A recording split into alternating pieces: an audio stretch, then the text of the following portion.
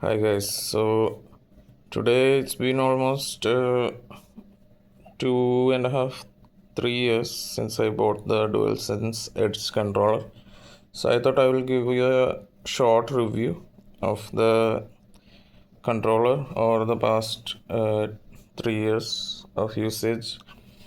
Almost I have exclusively be using this controller. My old controller, the previous one that original one that came with the PS5 died. Died meaning it developed stick drift in both the sticks almost 2 years after purchase, and it was literally unusable. So let's get into this. My most major concern is regarding the sticks, DualSense sticks.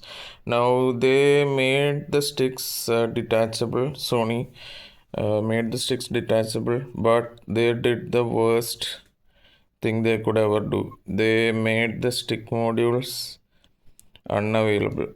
I mean, the stick modules are out of stock everywhere. I have already changed both these stick modules in the past 1 year. I have almost played around 1,000 to 2,000 hours of game. If you see my YouTube channel, I am primarily focused on gaming. So I think I have almost played 6 to 7 hours a day on my PS5. So it has gone through quite a lot, but the quality is just not there. The manufacturing of these stick modules, especially the ones used in PS4 and PS5, these are not Hall effect sensors. These are the old potentiometer ones that developed stick drift. Sony did a very bad job not making this Hall effect. It is part of their planned obsolescence strategy to make people buy more of these stick modules. For a premium controller, this was the worst move. But still, I thought like if you could purchase the stick modules alone. This was one of the main reasons why I bought this controller itself. One of the main reasons I bought this controller was because I could change the stick if it developed stick module drift. If it developed drift. And what did they do? They didn't make enough of these stick modules. Now it is out of stock everywhere. I can't even purchase one. Now the right one. These two have already been changed. I have already changed once. Now this right one has already developed stick drift again. And the worst thing is I can't even purchase one to replace it. So I'm losing my mind over this thing. And second problem is the sticks, the caps are I don't know, very low quality because they start tearing and start scratching. Not scratching, literally tearing off. I think that's why I have put these covers over it. See, if you see here, you can see it started. See that there. You can see it started tearing after just not even a year of use. So, I don't know why the quality is so bad for such a premium controller. So almost insulting to the consumer that Sony put out a product. And okay, if the stick module was in stock, I would have no problem. My almost 50% of my complaints with this controller would have been gone if the stick module was either they made it Hall effect, or if they made the stick module available. They did not do both of these things. PlayStation made the worst choices possible at every turn, and they made the stick modules potentiometer based old ones which will wear out and develop stick drift.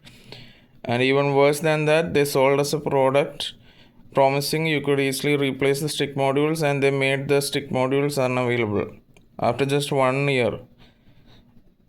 Luckily, I had bought two of them, initially, but these two are the new ones that I installed after the ones that came with the controller developed drift.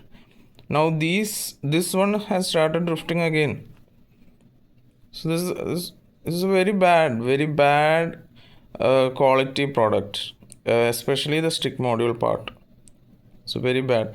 Second thing is, like I said, I'm mainly into gaming and my usage is quite high. I almost play uh, at least 5 to 6 to 7 hours a week on the PS5. Especially if it's a new game that comes out, the usage will be very high. Almost 11 to 12 hours I play daily. So, taking that into consideration, also this is the second part. See these rubber coverings towards the bottom of this thing. This I don't know what happened. This started peeling off after use, and you have to remember I was using a cover meaning like in a case for this initially, and just for this demonstration, for this video I have removed that cover, and look what I found. This thing has started peeling off. What sort of quality is this? So it feels like some sort of rubber material, but this thing started peeling off. And luckily, if you have a case or a cover, you won't. This won't be a big issue. But still, you have to understand this is a premium controller. What kind of quality checks have they done on this thing? I have no idea. This is unacceptable. This is really unacceptable, and this is a very bad precedent set by Sony. This is what they are doing with their pro controllers. I don't know what they are doing with the ones that came. So that is another main issue. These things started peeling off, and I don't know what. I don't think you can replace that. There's nothing to do about this. Then in terms of usage, the battery is very bad. It doesn't last me at even 3 to 4 hours. The maximum it will last is around 3.5, maximum 3.5 hours. So it won't last 4 hours at all with the medium to heavy gaming usage. Battery life is very bad. So recently I started using it plugged in. Almost every time it is plugged in, so I don't have to worry about the battery running out in middle of a gaming session. So that was very frustrating initially. I think it is lower than the battery lasts lower than the standard DualSense, I think.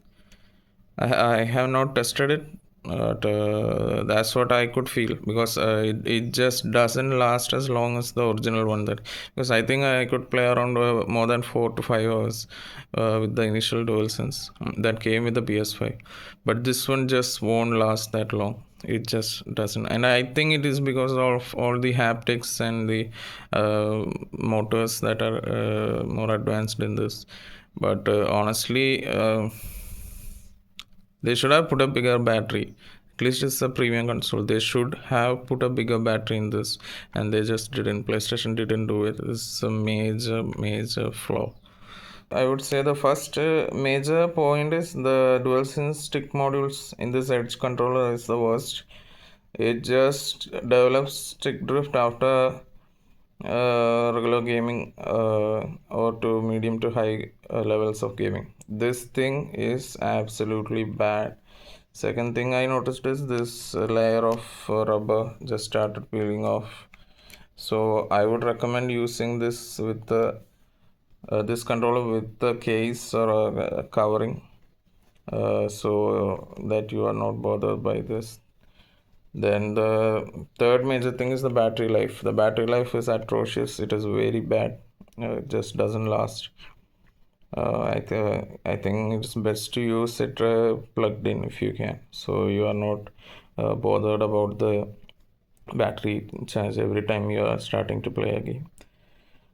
So yeah, that is basically my review. So things I liked is definitely the back paddles. I really developed a newfound love for these back paddles.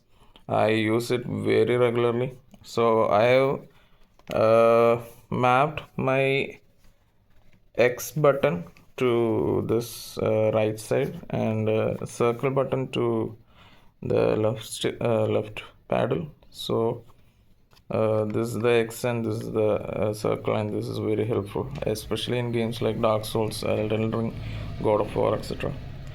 And in terms of the adaptive trigger, I have not at all used this very much. I used to play Call of Duty initially, so at that times you could set the back paddle to you could set this back lever to very low, so the travel of the trigger is quite low. So this would help to shoot the guns faster. So you can do this via software also from the PS5 settings, DualSense settings. So you can do that also there also, or you can do it via the hardware from here.